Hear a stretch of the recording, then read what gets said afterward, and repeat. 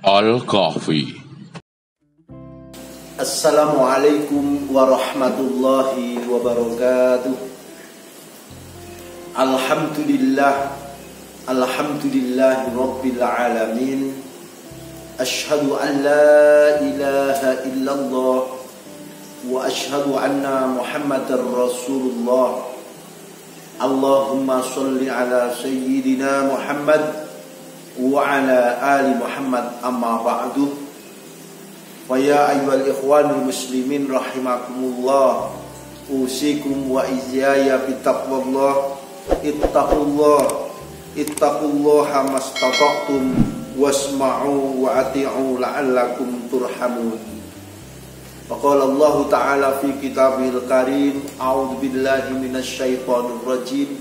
Bismillahirrahmanirrahim. Ya ayyuhalladzina amanu taqullaha haqqa tuqatih wa la tamutunna illa wa antum muslimun. Amma ba'du. Segala puji dan syukur hanya pantas kita panjatkan kehadirat Allah Subhanahu wa Ta'ala, Zat yang telah mengaruniakan banyak nikmat kepada kita semua.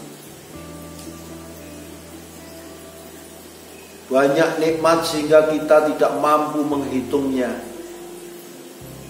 Lebih-lebih nikmat iman dan Islam yang selalu kuat di dalam sanubari kita.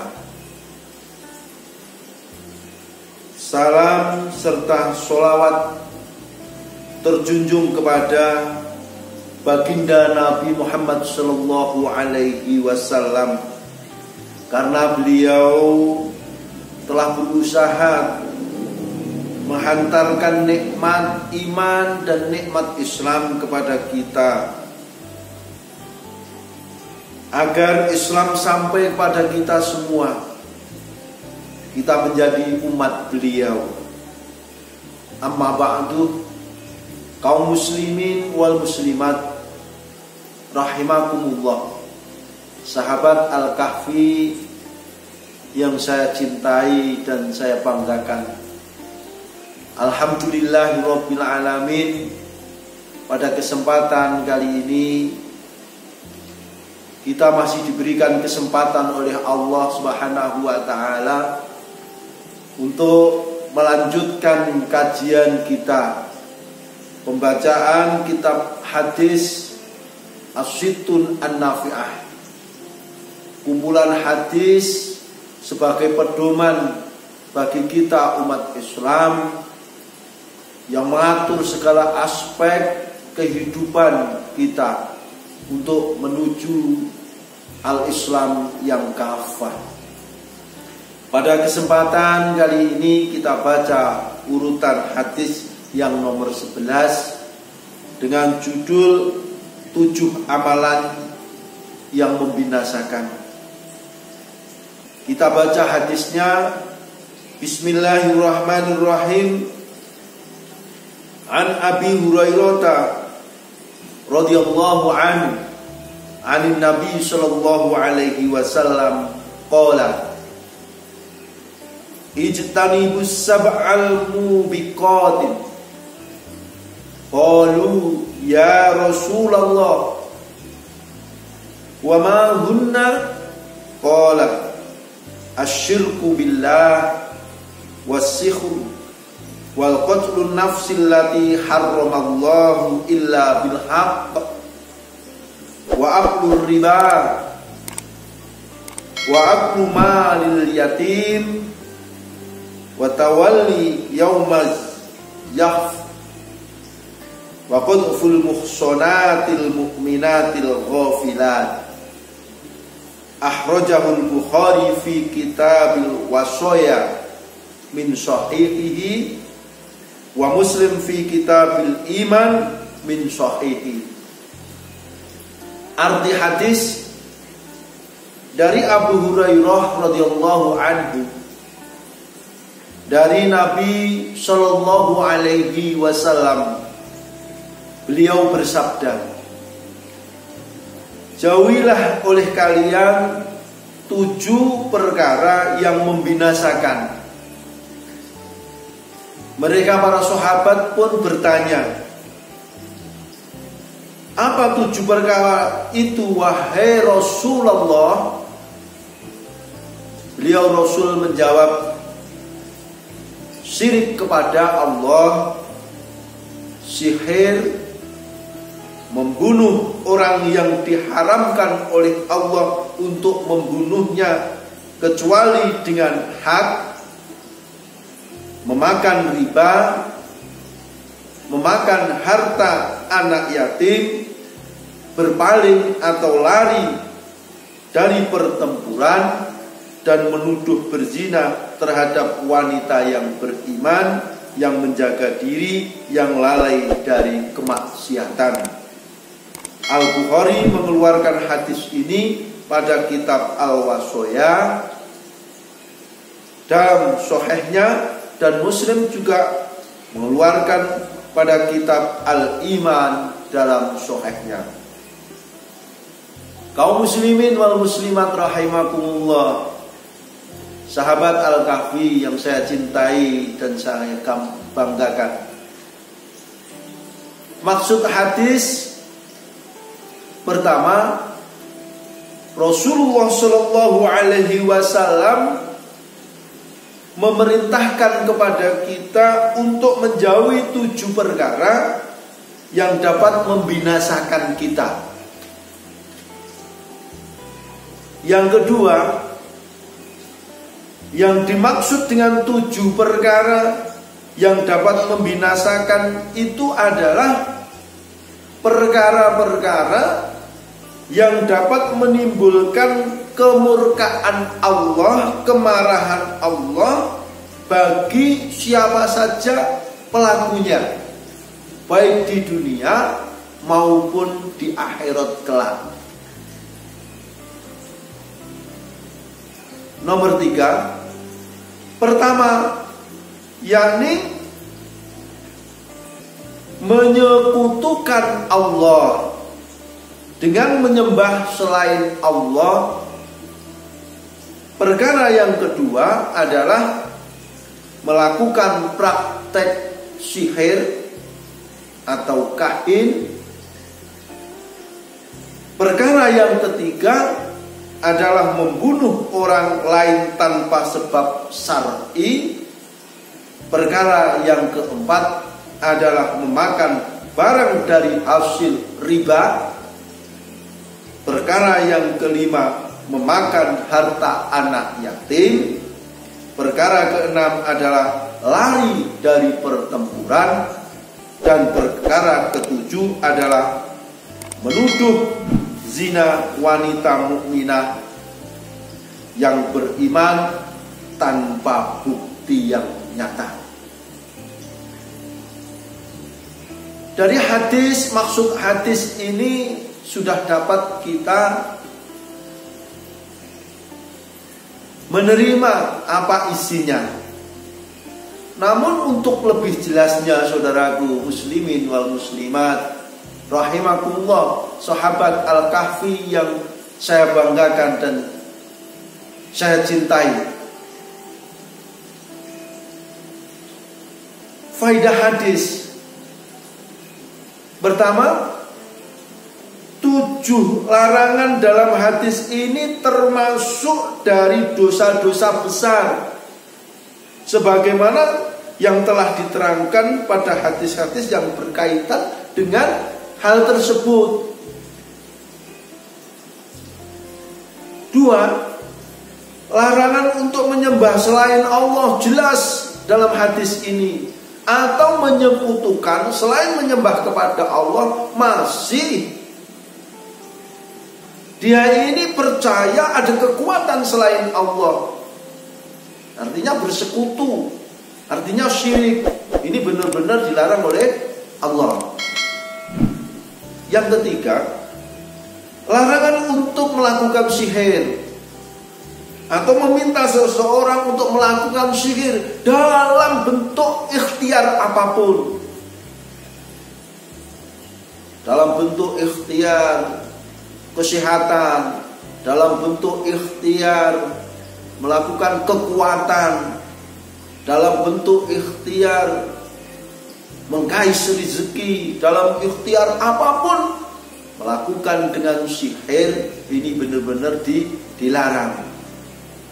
Yang keempat, larangan untuk membunuh muslim kecuali dengan dasar syar'i, alasan syar'i, yaitu seperti apa? Orang yang berzina dirajam, menurut syar'i boleh. Atau ada hukum kisos, membunuh dibalas dengan pembunuhan, boleh. Atau orang yang murtad dari Islam, itu juga boleh. Menurut syar'i ada pembunuhan yang dibolehkan. Yang nomor 5, larangan untuk memakan harta riba.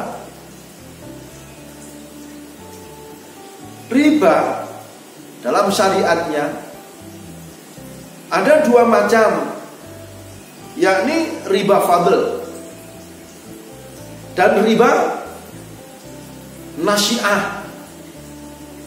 Riba fadl adalah pertukaran barang dengan sejenisnya dengan perbedaan jumlah, emas dengan emas, tepung dengan tepung, biji dengan bijian, tapi dengan perbedaan jumlah yang tidak dibolehkan, kecuali dinilai dengan nilai rupiah dulu atau nilai uang dulu. Kemudian riba yang kedua adalah riba nasi'ah. Artinya riba nasi'ah itu adalah tambahan yang disyaratkan pada hutang piutang karena adanya tempo, sebagaimana layak yang beredar pada zaman sekarang, dengan istilah bagi hasil, dengan istilah kredit, dengan istilah apapun namanya, angsuran. Itu kalau ada sistem penambahan itu tergolong ada hukum namanya riba. Ini namanya di riba nasi'ah. Yang keenam, larangan ini mencakup semua pelaku riba, yaitu orang yang makan riba, yang memberi makan dengan hasil riba, saksi dalam muamalah riba, serta pencatatnya pun, bahkan pekerjanya pun, itu pun termasuk dalam lingkaran riba yang dilarang oleh syariat ini. Karena Rasulullah bersabda, la'ana Rasulullah sallallahu alaihi wasallam akilar riba wa mu'kilahu wa katibahu wa syahidai wa qala hum syawa. Rasulullah sallallahu alaihi wasallam melaknat pemakan riba, yang memberikan makan riba, pencatatnya, dan 2 saksinya. Dan beliau juga bersabda dalam hadis itu, mereka itu adalah sama kedudukannya. Yang nomor 7, faedah hadisnya, larangan bagi kafir untuk mengambil harta anak yatim kecuali dengan cara yang baik. Jamaah rahimakumullah, kaum muslimin wal muslimat, sahabat Al-Kahfi yang saya cintai, yang saya banggakan, Rasulullah bersabda, barang siapa yang memelihara anak yatim akan bersama Rasulullah sebagaimana gambaran jari telunjuk dan jari tengah. Artinya hampir sama kedudukannya besok di hadapan Allah bersama Rasulullah Shallallahu Alaihi Wasallam. Kalau dia ini dalam memelihara yatim betul-betul mencari ridha Allah dengan cara yang disyariatkan oleh Allah, tidak mengambil sepeser pun dari harta kekayaan anak yatim dan sebagainya. Tetapi di samping itu, di balik itu, Orang yang sembrono memakan harta anak yatim, ini akan berakibat fatal, baik keberkahan hidupnya di dunia ini dan besok di hari kiamat. Ini perlu dicamkan, betul, termasuk dosa besar dan laknatnya ini di dunia dan di akhirat nanti. Terus yang berikutnya, larangan untuk lari dari medan perjuangan. Sebagai muslimin, sebagai orang yang beriman, mengangan-angan untuk ketemu sama musuh tidak boleh. Akan tetapi ketika berhadapan dengan musuh, yang musuh itu jelas-jelas berhadapan dengan kita dilarang lari dari musuh itu. Kalau kita lari dari musuh ketika musuh itu datang, kita ini termasuk dosa besar yang akan berakibat fatal. Kaum muslimin wal muslimat rahimakumullah, yang terakhir, larangan menuduh zina wanita yang baik-baik. Artinya, meskipun kita ini mendengar, meskipun kita ini ya ada berita tentang perzinaan atau apa namanya sejenis dengan itu, tanpa bisa menghadapkan saksi yang sah, 4 saksi di hadapan Allah. Kalau kita ini menyebarkan, bahkan menuduhnya, berakibat fatal pada diri kita. Jadi kita amat berhati-hati sekali yang hubungannya dengan nomor terakhir, nomor 7 itu. Baru mendapat kabar isu atau mendapat kabar-kabar ini langsung kita ikut menyebarkan. Ini termasuk dalam kategori yang dimurkai oleh Allah Subhanahu wa ta'ala. Walhasil, jamaah rahimakumullah, dari 7 perkara tadi, mengingatkan kepada kita, menjelaskan kepada kita agar kita ini berhati-hati di dalam bersikap, agar kita ini berhati-hati dalam menentukan sikap, baik kita ini dalam menjaga keimanan, memurnikan akidah kita, keimanan kita, tidak mengadakan syarikat atau sekutu bagi Allah. Artinya kalau syirik itu juga menyembah kepada Allah, tapi di sisi lain masih percaya ada kekuatan yang menandingi Allah di samping Allah. Jadi yang contohnya ya, kita ini percaya bahwasanya Allah ini yang menyembuhkan penyakit, yang memberikan penyakit, tapi di sisi lain kita ini masih percaya pada satu hal yang bisa menyembuhkan penyakit, itu adalah si anu dan sebagainya. Ini merupakan ujian bagi kita ini, jangan-jangan termasuk kepada kemusyrikan dan sebagainya. Yang kedua, asyihar. Kita ini main dengan cara sihir. Sihir artinya bantuan dari setan. Kita akan melakukan sesuatu perkara, usaha ikhtiar, atau contohnya sakit, dengan cara apa namanya, pergi kepada dukun, sementara dukun ini bermain dengan sihir, ilmu sihirnya. Ini termasuk dalam kategori bermain sihir.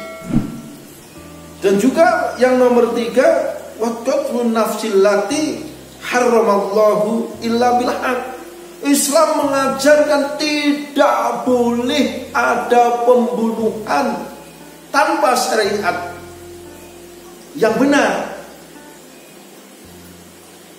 Jadi kalau ada satu muslimin terlibat dalam bentuk pembunuhan tanpa hak, bahkan itu ada namanya istilah, kalau dulu-dulu istilah terorisme, dan nggak ada kamus sama sekali dalam Islam ini istilah terorisme.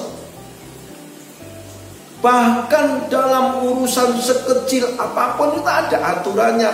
Perang pun juga ada aturannya. Jadi nggak boleh ada semacam teror. Jadi terorisme itu bukan ajaran Islam, dan itu pun tidak mungkin terjadi pada orang-orang Islam yang paham. Yang berikutnya, wa'aklur riba. Yang sekarang bahkan Rasulullah bersabda besok di akhir zaman itu semua orang akan terlibat riba, sebagaimana sampai di jalan-jalan itu debunya kena.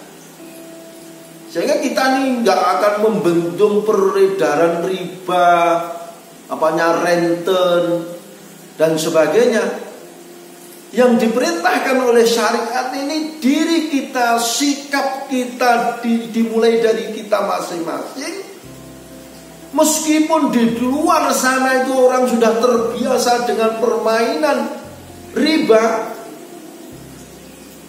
artinya meminjam dengan suku bunga meskipun yang kecil, atau membeli dengan ada kritik, ada suku bunga yang jumlahnya sudah ditentukan dan sebagainya. Biarkanlah mereka itu bekerja seperti itu. Namun kita sebagai orang yang beriman harus kuat menata diri kita, jangan sampai kita ini terlibat dalam urusan itu. Karena apa? Kalau kita ini terlibat dalam urusan itu, yakni riba, Allah akan mencabut keberkahan. Dalam firman-Nya, yamhaqullahu riba wa yurbis shadaqah. Allah ini akan medamkan riba, akan membangkrutkan riba dan memberikan barokah kepada jual beli. Ini firman Allah. Jadi kita nggak usah mengurus. Oh, ini sudah biasa, dia begini. Namun diri kita jangan sampai kita ini terlibat pada lingkaran riba, meskipun sekecil apapun. Karena kita ini mohon kepada Allah jangan sampai kita ini dibinasakan oleh Allah, baik di dunia maupun di akhirat nanti. Termasuk juga wa'aklulnya bil yatim, makan anak yatim. Kalau kita ini diberikan amanah untuk memelihara anak yatim, baik itu secara individu atau yayasan atau namanya panti dan sebagainya, harus dipisahkan. Wah, ini hakikatnya hartanya anak yatim. Oh, ini sebagai pemeliharanya ada memang sebagian untuk yang memelihara, harus pilah. Sementara harta anak yatim itu kita pisahkan, Allah yang akan membalas keberkahan rezeki kita, keberkahan hidup kita. Sebaliknya ketika kita ini sembrono dalam mencampur adukkan harta anak yatim dengan harta kita, Allah akan membinasakan kita. Sekali lagi ingat, binasa di dunia, binasa di akhirat nanti. Terus yang berikutnya, wa tawalli yaumaz zahf. Seperti tadi, kita ini nggak boleh menunggu golek musuh. Tapi ketika kita ini ketemu musuh, tidak boleh lari. Jadi nggak musuh ini nggak orang yang bukan muslim musuh, enggak seperti itu. Kita nggak cari musuh, tetapi ketika kita ini ketemu dengan musuh menyerang kita nggak boleh lari. Ini kalau kita ini lari dari musuh, Allah akan memberikan satu tantangan tadi, membinasakan. Yang terakhir, kita ini harus hati-hati dalam bersikap, nggak boleh sembrono. Jadi ada namanya isu, ada namanya berita, terus kita nggak tahu dengan saksi-saksi yang nyata kita ikut membicarakan, ngomongkan, bahkan menuduh. Masya Allah, ini nggak boleh sama sekali. Karena apa? 7 perkara tadi, sekali lagi, Allah akan membinasakan kita di dunia dan akhirat nanti. Masya Allah.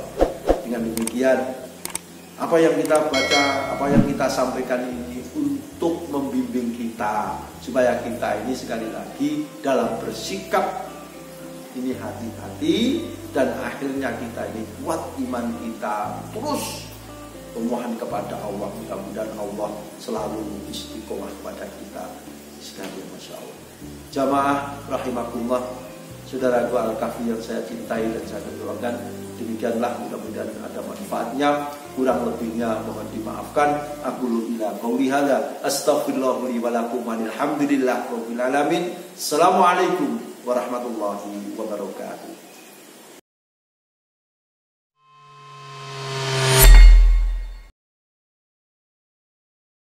Al-Kahfi